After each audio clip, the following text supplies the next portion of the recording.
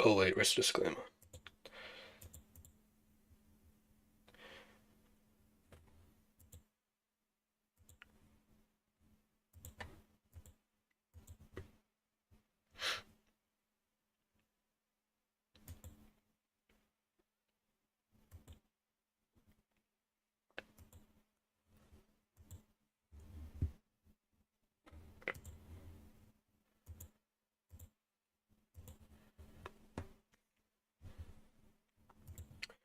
Good morning.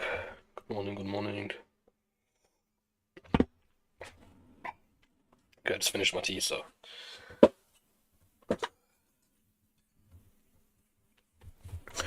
Alright, we'll let a couple of people pile in for a moment and then we'll begin the analysis. And I must say, if you're in the round table and you. I mean, perfect predictions. The swing point that we were anticipating to form in the order block, because high resistance to trade through this, has formed. The fourth candle was not a down close candle though, unfortunately, and there was no 5-minute inversion. However, there was a SIBI. It trades above, it leaves a long wick, so that's stopping out scared money, and the body respects the SIBI. So really nice indication of lower prices there. Okay, we'll start the daily analysis now. We traded into the NY yesterday, plus we had the liquidity void. I want to see us trade further into this, and the specific level that I'm targeting would be this daily low as like a very bearish draw.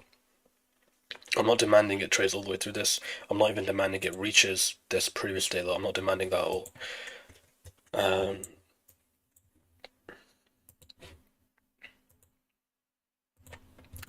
This is event horizon between two liquidity pools. So this low here is the current low of the day today. It's not the low yet because the candle is not closed and finished, but it's the low intraday. This is the intraday low so far. If it's going to be bearish, a low hanging fruit objective would be between this daily low from the 18th of November to this current daily low, and then we look at the midpoint. That's the equilibrium. And that's known as event horizon of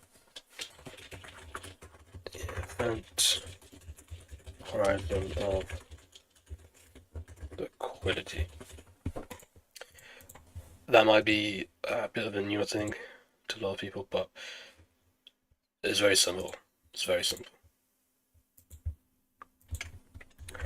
Okay, 4-hour chart. You notice how we've got all these back and forth candles here? I'm not seeing anything in this on the 4 hour as an order block. I'm not considering it like this is an order block, how you normally may. It's very back and forth. This is all balanced. There's nothing in here that's imbalanced. So I'm not considering any order blocks or any of these up or down close candles on the 4-hour chart. Pay attention, on the 4-hour chart. I'm not saying I won't on the hourly or any lower time frames, but on the 4-hour there's nothing here to work with. What is there to work with? Let's go back to daily. This is the Monday 17th of November's low. Now, we were looking at this as potential resistance, sell side liquidity, and it reached into that and it completely stopped and turned. If you look at ICT's video on trading all-time high markets, I think it's just called How to Trade All-Time Highs. This is taught in that video, but it's not specific to all-time highs.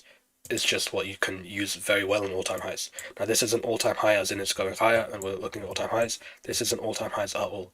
But that concept he taught in the all-time high video, it's applicable just universally to any price move. If it's going to move in one way, it can use a previous day low as resistance, and that would be classic support and resistance as a concept. But just know, retail traders are not seeing this as support and resistance. This is just how they would view it if they were to view a singular low as a resistance level, which they don't. But we're using, in the classic sense, support and resistance there. And then if you look at the stealing range, still a lot of weakness from when we tapped into above equilibrium of the stealing range into that inversion gap. Massive move lower, takes out the previous day low. and I don't want to see it start turning. I want to see it trade lower. That's what I want to see. Let's go hourly chart. Okay, so I said from the 4 hour, I'm not considering any of those order blocks, but on the hourly chart, it's a lot different because we've got this down close candle, and it displaces below it, and it leaves this SIBI there. The best order blocks are followed with displacement, the best ones. Now, what else is this? It's a short-term high that fails to take out an intermediate-term high. So it's lower high, lower high, lower high, lower high, basically. Trend following would dictate that this would keep going lower. I'm not gonna say like, oh, that's retail, it's trend line and stuff. Yeah, if it's gonna be bearish, it's gonna be bearish. It doesn't matter who's on side where. If it's gonna be bearish, it's gonna be bearish, and currently I'm bearish. Traded into this, and this was that daily low that I showed you, using it as a classic resistance level. Plus this bearish order block fails to breach the midpoint, and then the body closes all the way away from the order block inside this. So that's quite weak. We want to see the hourly candles closing price, and then from 10 o'clock it's a much easier read, especially if we go and wait for 10:30. It'll be a lot easier to read that. 15-minute basis, yes, you can employ classic sell days. I'm thinking it's a New York PM reversal today. I don't really want to trade classic sell days on days like this because it's more grindy, it's more slow. You want to wait for the actual classic sell day profile to occur and appear. Now, yes, it's classic sell day in the sense that we're above midnight and it's Judas from above and it's left inside of a high resistance point. Plus the dollar's bullish and we're bearish on the Nasdaq, so technically that would be a classic sell day. But the best way to trade a classic sell day is not to overlap it with another possible daily profile where you're going to have consolidation for the first half of the day. You want to wait for just the classic day, not the New York PM, but I can fit in a classic day. You just want to wait for a classic day. So I'm not employing that today, but technically there is a classic day model entry if it's going to be bearish. I may be wrong on that bias, so yeah.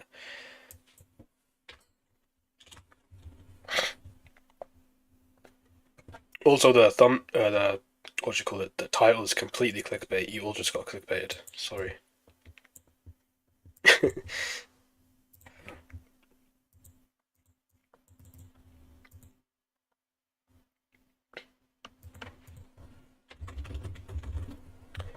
Okay, 5 minute SIBI. I don't want to see us return into it. I want to see us leave it alone now. We've also got another one. When there's no higher time frame, hourly or 4 hour gap, how do you see the market? With the daily and the 15-minute chart. Well, you have to consider what daily profile are we in. Okay, you see this? You got to do that. Otherwise, how are they going to know that you love them? Okay, 5 minutes SIBI.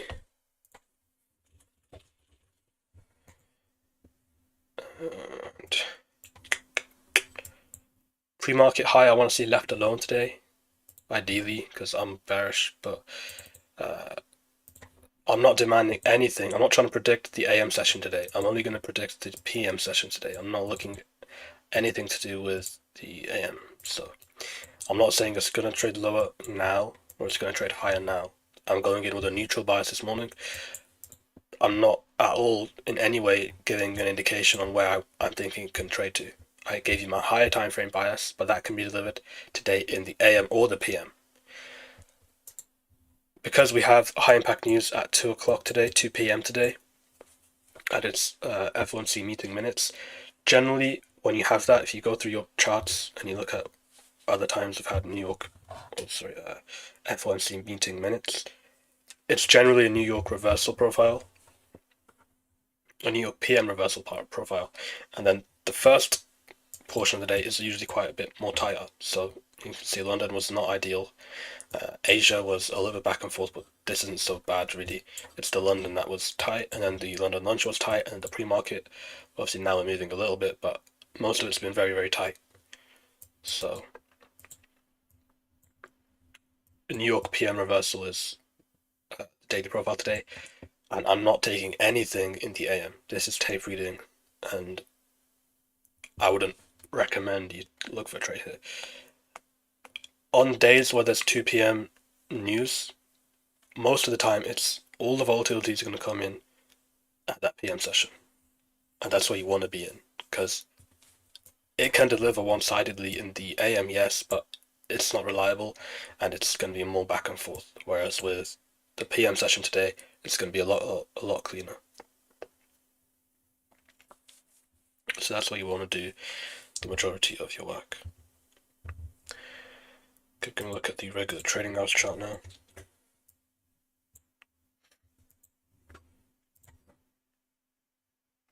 Closing price at 414 and the opening price at 930. Make it green. Small opening range gap.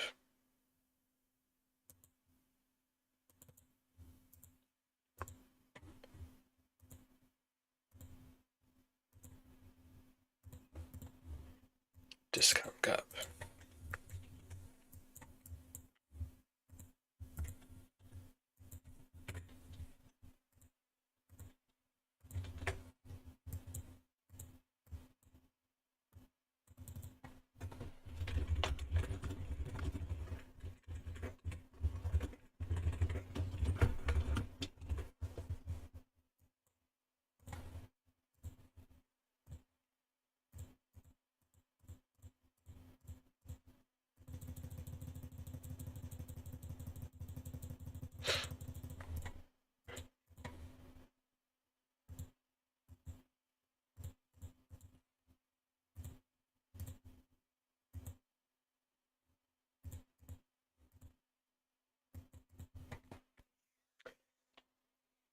Hopefully this is easier to see the opening range gap.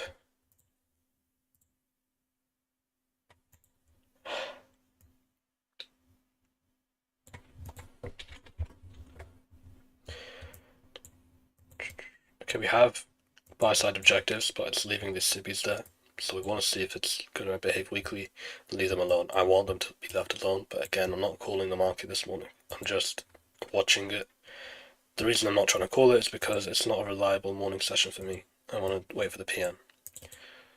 So we have this 5-minute BISI here, which I'll keep on the chart.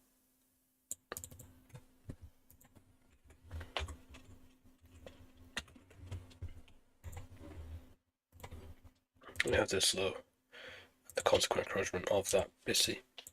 So that's strong. Remember the NY, even though it's been filled, it's still a reference point and it can still act as a draw. So, I mean, it's not been filled completely, it's just been filled partially. How long is FOMC minutes? I don't know. I don't think there's a specific time amount. Let's go on. Likely to still fill if it penetrates 0.75 and 5. If what penetrates 0.75? Oh, you mean if 0.75 of what? Like the opening range gap or the daily quadrants or what? Okay, we have sell side here, by the way. This is sell side.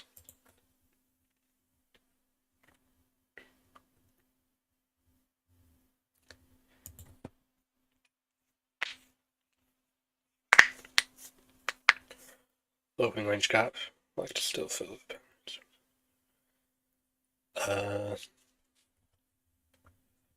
I wouldn't try and predict the opening range gaps fill here. I would just let it happen and then use that information rather than trying to predict it because it's only 50 handles. If it's like a large one, say 200 handles, you can really easily predict based on your bias if it's going to fill into the lower quadrant and the consequent encroachment or the upper quadrant, or if it's going to completely close above it or just going to run away. It's a lot easier to predict. When it's only 50 handles, don't even try and predict it, just let it happen and then use the information to execute. Otherwise, it's I'm not going to say it's guessing because it's never really guessing, but you're trying to predict something that's only got 50 handles of room and it's a very volatile time of the morning. It can easily overshoot things. So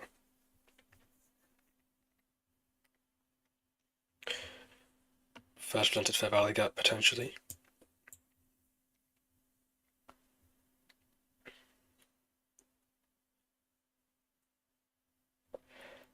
Also remember, if the pre-market low is created whilst we're like, there's no pre-market low beyond or before 9:30 because it's still trading lower, then it's liable, or not liable, eligible to trade into the pre-market high without manipulating a sell side rule. Again, no bias for me this morning. Overall bias is lower, but New York AM bias is not anything. It's neutral. New York PM bias, I want to see reverse.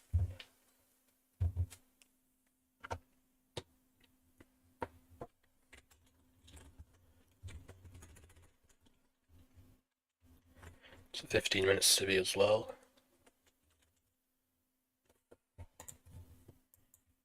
Ooh, low risk buy into relatively highs maybe.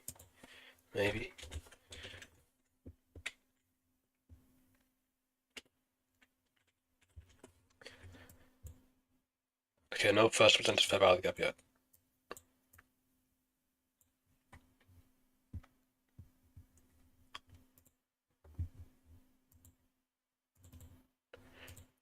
This looks like it's about to take off into the pre-market highs though, especially with this severe support.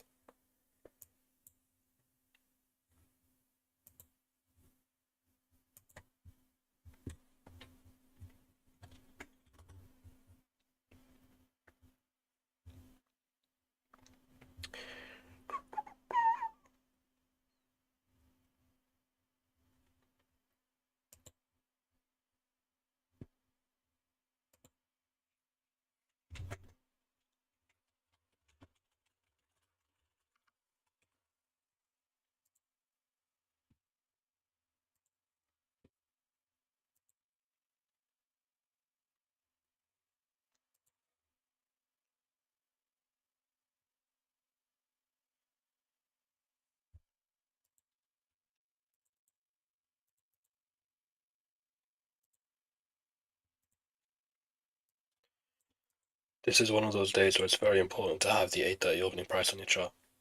Same with the 9:30 opening price, which is up here, and same with midnight, but I'm not referring to midnight.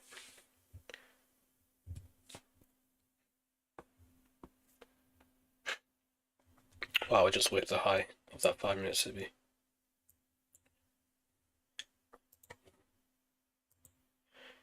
Gonna grade this.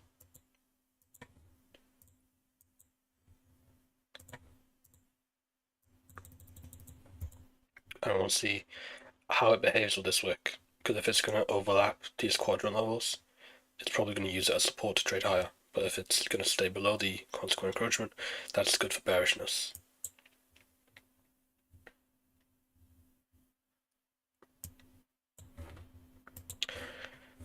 Okay, first presented BISI up here.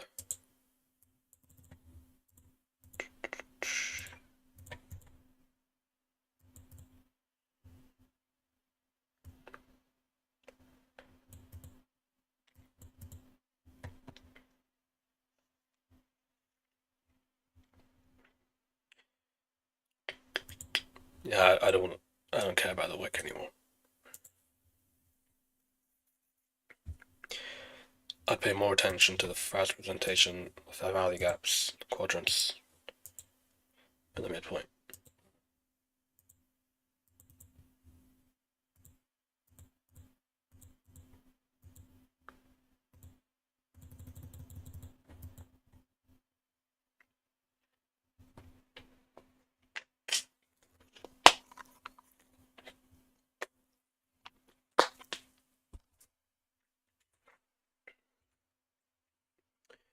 S&T, yes, S&T, good eye, good eye.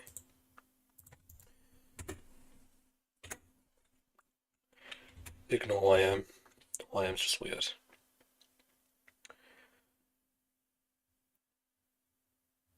Okay, it hasn't inverted the first presentation fair value gap. It's a good wick.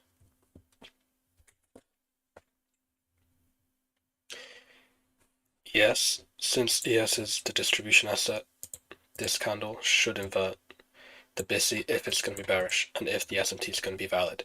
If it doesn't invert this, I wouldn't consider the SMT so heavily.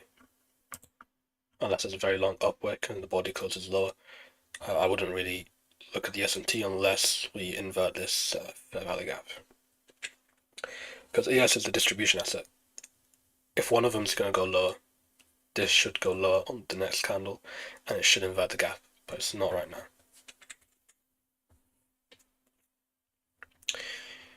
You see?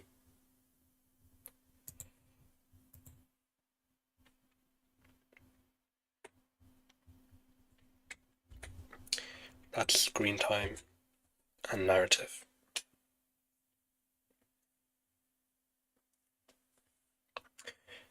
Now I've got wicks on both sides of the market, like a very long wick up here on a 1 minute chart and a very long wick down here on a 1 minute chart.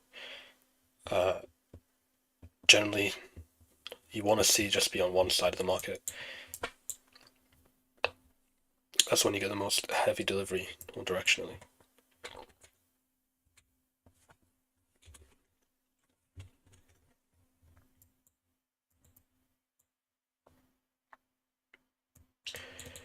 That 5 minute SIBI is now a 5 minute inversion PDRA, or inversion per value gap.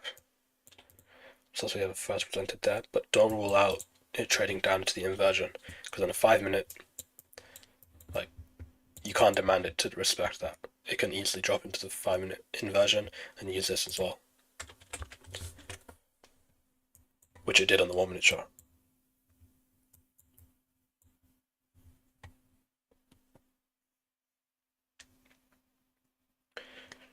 This is where if you just look at, put my stop loss below the fair value gap and call it a day. It's like, say you were long here and your stop loss, you just said, okay, I'll put it at the low of the fair value gap because it shouldn't go below the fair value gap. You're not considering the other time frames. Other time frames are going to be flicked through as well. And as those are being used, it's referring to other PDRAs as well, not just the first presented. Like when we have these long wicks, it's not just wicking out scared money, it's also referring to other time frame PDRAs. So on a 2 minute, there may be something there that's referring to this fair value gap, this breaker block. On a 3 minute, there may be something it's referring to. So when you see it overshoot a PDRA, it can spark distrust in that array, or it can make you think I'm offside. You have to be critical enough to determine whether it's actually offside or if it's just referring to something else. Maybe you didn't notice it instantly, or well, there's a multitude of factors, but yeah.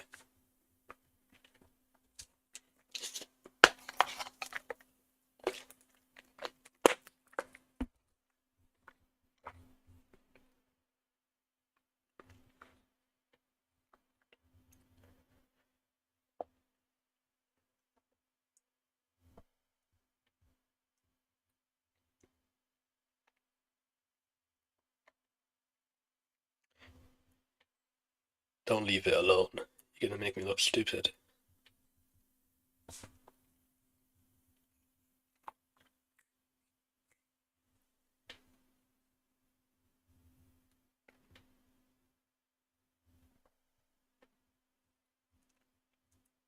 Nice. We have a gap here, and we've got that 5 minute SIBI which is inverted, so it can touch this one last time. I'll take that off. There's no point having so many arrays on.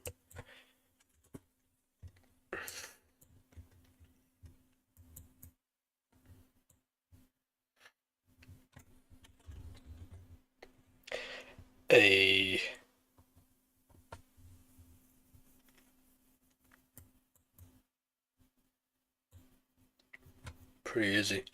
That's the 2025 model. We had a question on what the 2025 model is the other day. That's the 2025 model. Did anybody get in that? I hope so.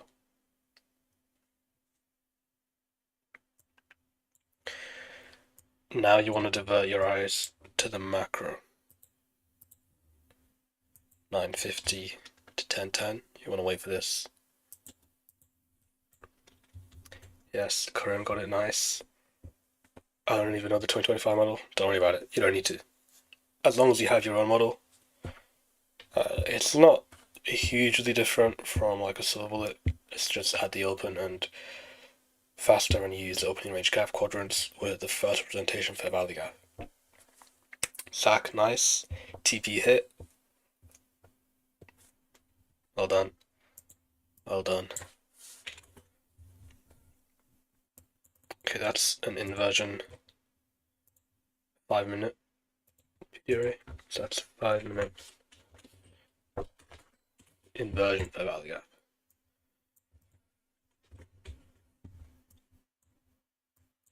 This is where I'll fade irrelevant stuff like.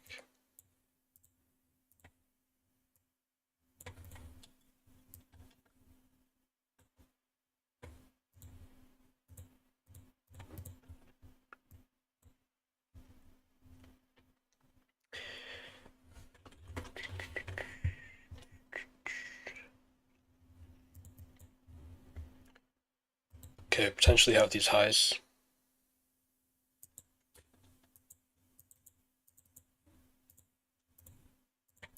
That's the first target. And then we have this one above it. Ask yourself, is it leaving breakaway gaps? If it's leaving breakaway gaps, then it's strong. Well, we have one. That's quite small, but it is still there. And we only have one, but that's still good, as long as there's no deep retracements. You can probably expect this to keep running into something else. What else can give you conviction in the idea that it may want to keep running? Well, look how it treated the pre-market high. It displaced through it. It didn't sweep it. It didn't go above and reject. It went above, treated like a normal 1-minute candle was displacing, and then bullish volume bounce, and then 2-minute up close candles. So we want to see any down close candle that forms, we want to see it support up close candles.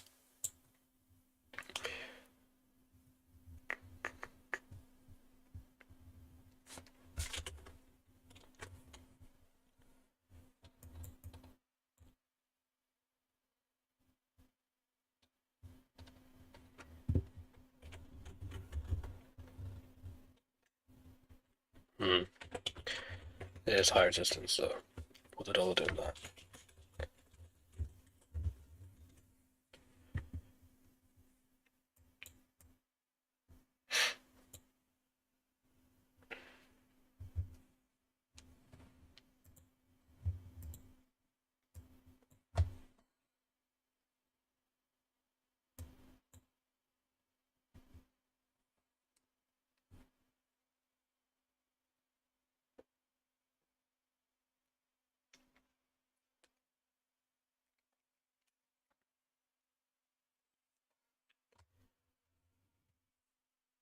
Do you consider 923 and 922 candles a breaker? 923, yeah, definitely.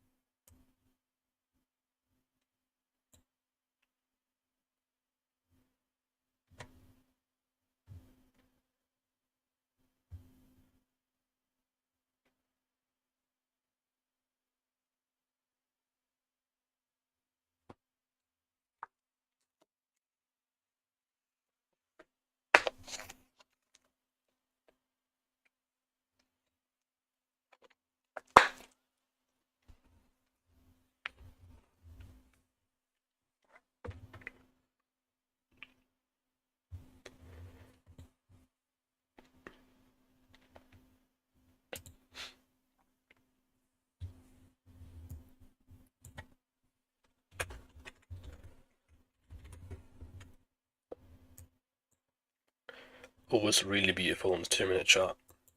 Really beautiful. This entirety is a breakaway gap, plus we've got this one. it wicks and it fails to reach into the inefficiency, then the body closes all the way up there. That's nice. So ask yourself now, is the down close candle supporting up close candles? Yes, it is. This is just a macro time, by the way. I'm not looking at this for a target.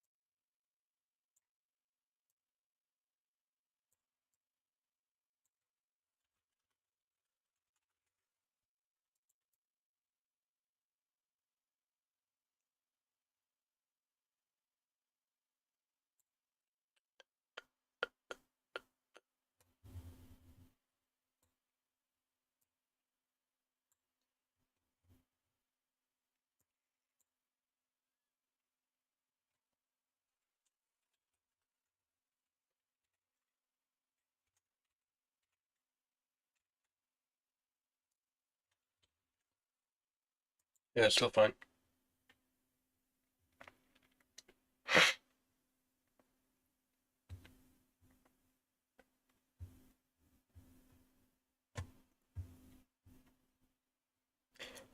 Since it's a breaker, do you consider an S&T since NQ traded into it and ES didn't? No, I do not consider that S&T. It can help with strength and weakness indications, but it's not S&T. And really, the better PD array, if you want to look at strength and weakness between two markets that are correlated, would be inefficiencies. I'm not sure there's an instance where ICT's used a breaker to gauge strength and weakness based on intermarket relationships, but I've seen him all the time use the value gaps in his older mentorships. So yeah. But like, look, which one is more pronounced here? Is it ES or is it NQ? It's NQ.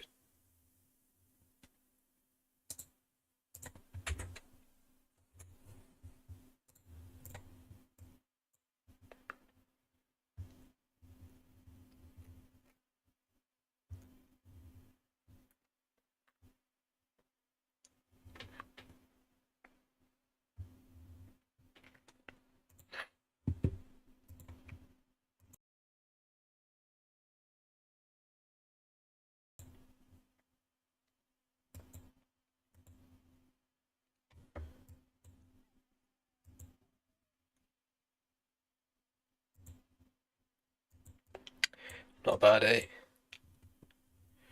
Not bad.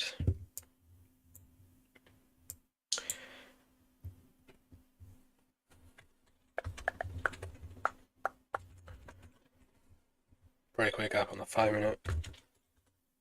Breakaway gaps on the 4 minute. Breakaway gaps on the 3 minute. Even more like beautiful breakaway gaps on the 2 minute. But the 1 minute's a little bit wicky. So what do? You use one of these. And that's how you determine strength.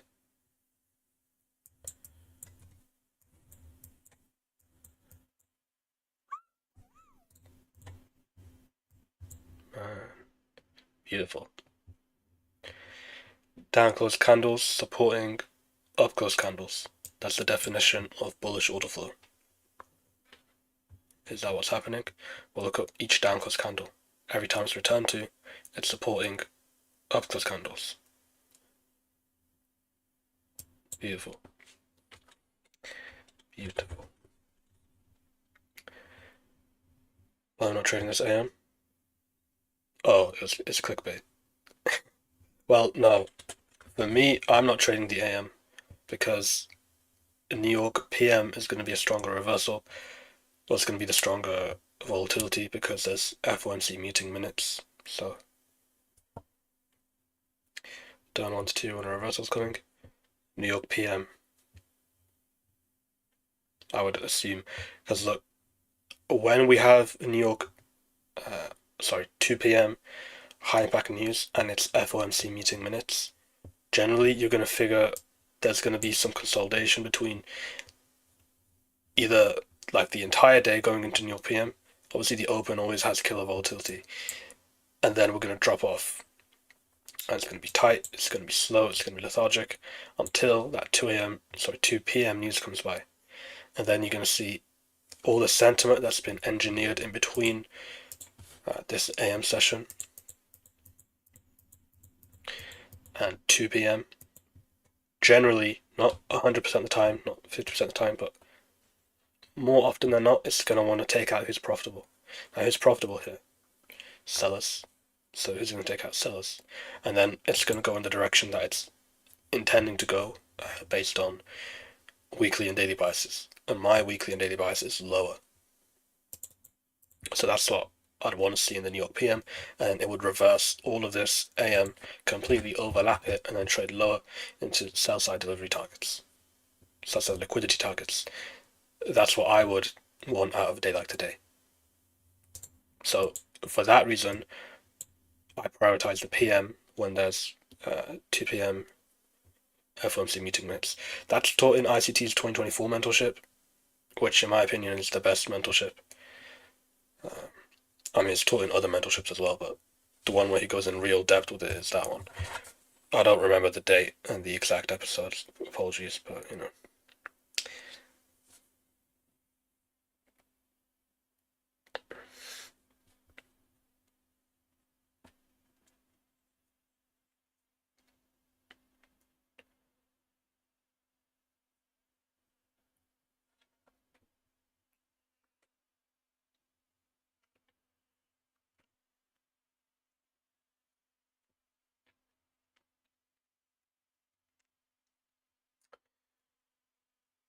Move exhausted. Was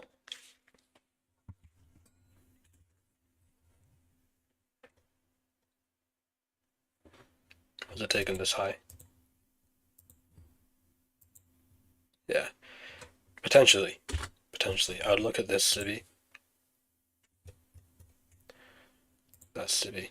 Why? Simply because it's the civvy that breaks out here. This is the one that takes out this consolidation. So that civvy is important for an inversion if we're to trade higher. It needs to invert this if it's going to trade higher through into the Asian highs. Asian highs.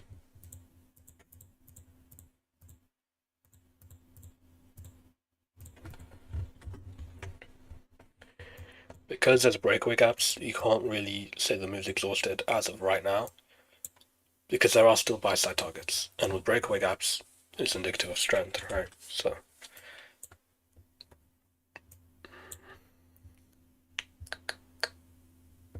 yeah, I don't know. I'd say that it's exhausted right now.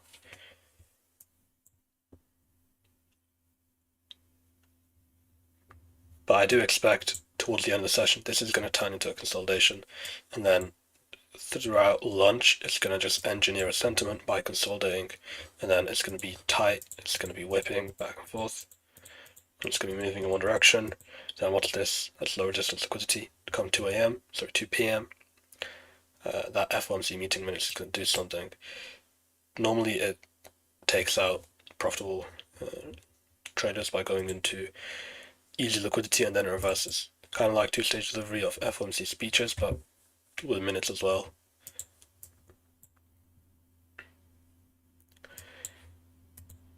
Hopefully that makes sense. Now we have some FOMC notes, but we also have NVIDIA earnings today. If it's positive, should we see another pump in Q? Look, you'll see earnings reports that do like three things, or like one thing, and then sometimes it goes up, sometimes it goes lower. So, like, I don't ever care about the data that comes out of these reports, and I don't look at the data and assume Nasdaq should be looking to trend one way because it's always, well, not always. Sometimes the data could be good and it goes higher, and then other times it could be good and it goes lower. There's really no predictable way to do it. Otherwise, it would be so easy to just predict the news and say FOMC was good data, and you'd assume if it's good data, the Nasdaq should go higher. Well, there's no really reliable way to actually figure that out. So, you don't want to rely on the data. Never. This is like a home run now, right? But it's low probability, right? I don't understand the question. Zach, is it low probability?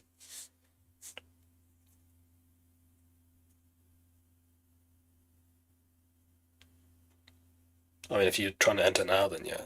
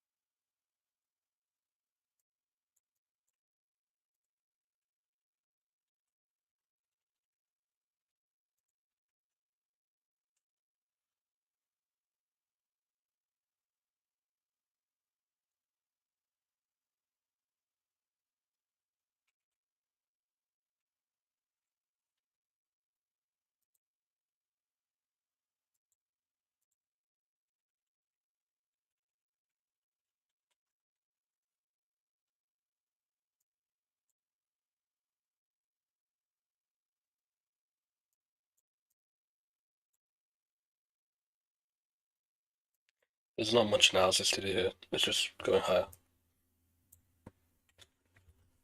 And it's strong because it's breakaway gaps. And I would bring in the example of down close candles support up close candles for bullish order flow, but there's no down close candles, so I can't even say that.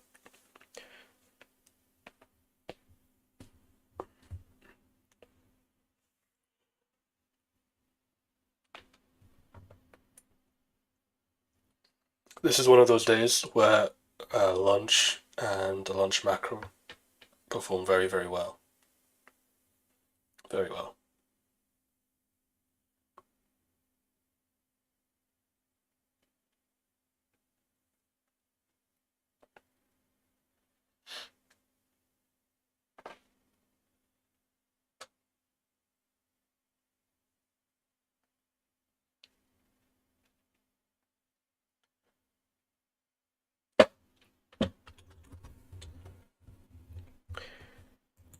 Okay, that's an inversion gap.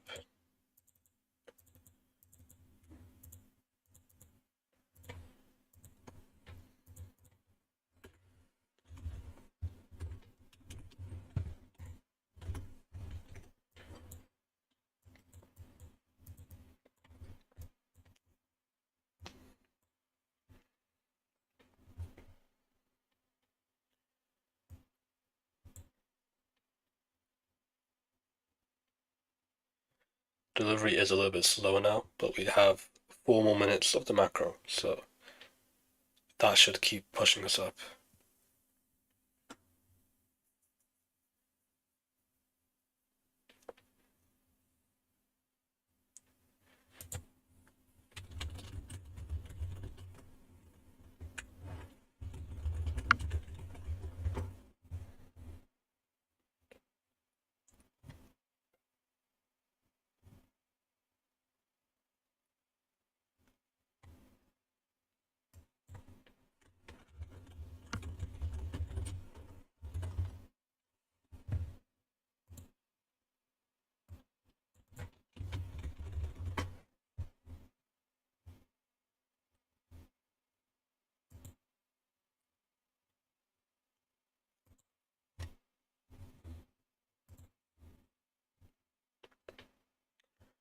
We are macro, yeah. Yeah. That's what I'm saying. 3 more minutes of the macro. That's 3 more candles. Push higher, probably. 9 p.m. 09 inversion fair value gap close to the Asian high. Do you think it'll hold the price? 909. 909. What day? Which day?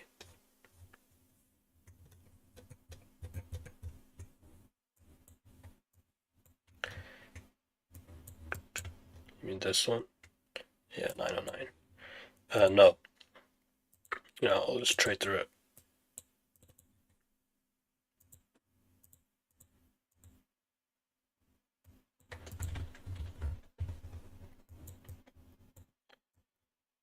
Yeah, 17th November. Wait, 17th November? Oh, yeah, 17th November. No, I think it will trade through it. Reason being is we've got lots of strength from all these breakaway gaps. There's nothing that should stop us pushing into the Asian highs. Like, there's no retracements here at all. It's obviously hunting a very large liquidity pool. Which one? Well, where's the nearest one? Asian highs. Up there. If it wants to extend further, I'm not opposed to it, but I don't think that would happen. Asian highs should be good.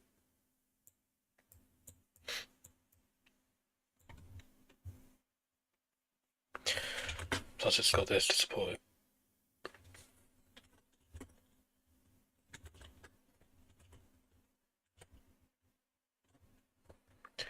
I mean, push it down to the 959. Yeah, that's what I mean. I don't think it's going to push it down. I think it shouldn't push it at all. It should just get traded above.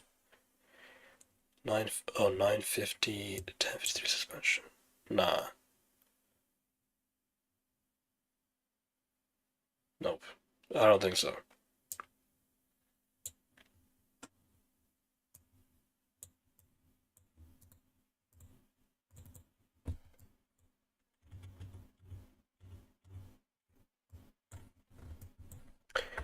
if it's going to go into something, we have 2-minute fair value gaps, 3-minute gaps, 4-minute gaps, all right here. I don't think it needs to trade all the way down to this 953 suspension. I mean, it's not suspension, just a regular gap with the volume imbalance. Suspension is when there's volume imbalance on both sides. Here it's just one side, just that side. Okay, macro done. Got this gap here. We've got the 5-minute inversion.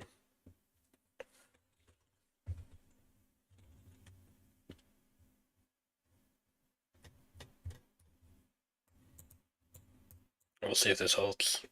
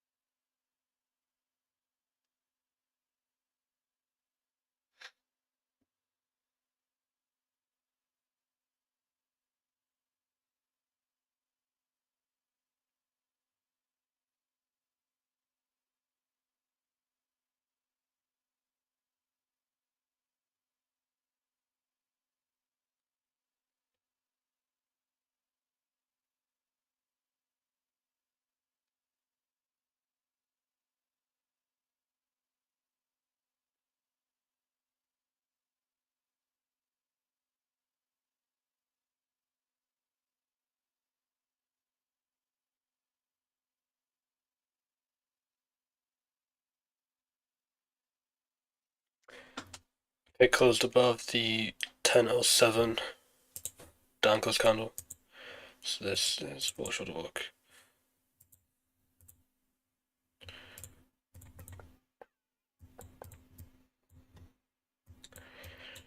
Dips into the 5-minute inversion, wicks down below, body stays in the upper quadrant. 2 down close candles, changes the state of delivery by closing above them. This is now a bullish order block. I'm not looking at this one, looking at this one, because this is the one that's going to be immediately referred to.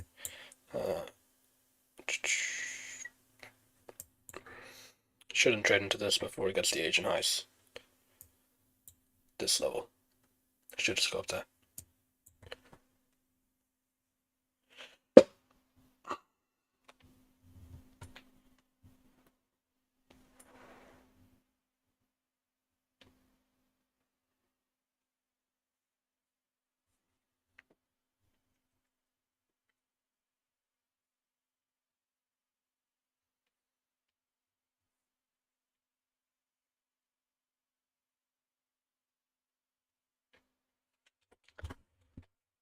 The discount wick levels that you're seeing, where it says discount wick lower quadrant, discount wick consequent encroachment, discount wick upper quadrant, that's all from the 7th of November's discount wick, this very, very long one.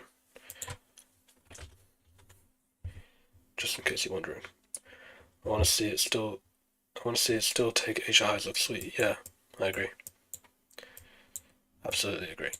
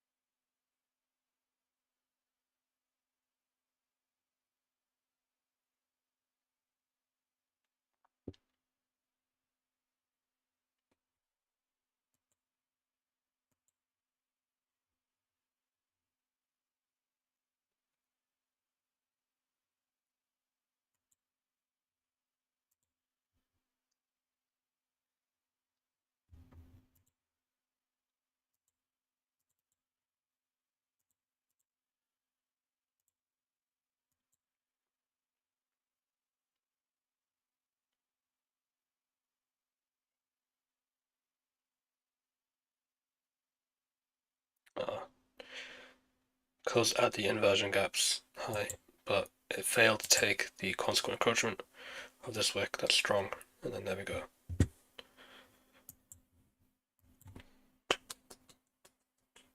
Round of applause. Okay, that's all the targets I would assume can get taken for the morning session. I don't think that would get taken.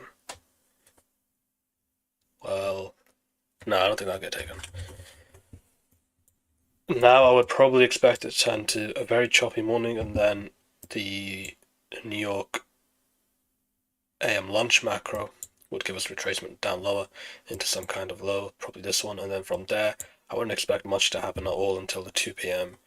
FOMC news, FOMC meeting minutes news comes out. So, and then the New York PM reversal would be the most ideal thing to happen, overlapping most, if not all, and more of this buy-side delivery in the New York PM. But that is going to end this stream because there's nothing else for us to do here. It's taken everything that I can take, in my opinion. Yeah, see you, Dennis. So, yeah, that's it for the stream. It's a short one today. The next stream is going to be tomorrow, and then Friday is private again. So, see you in tomorrow's stream. Goodbye.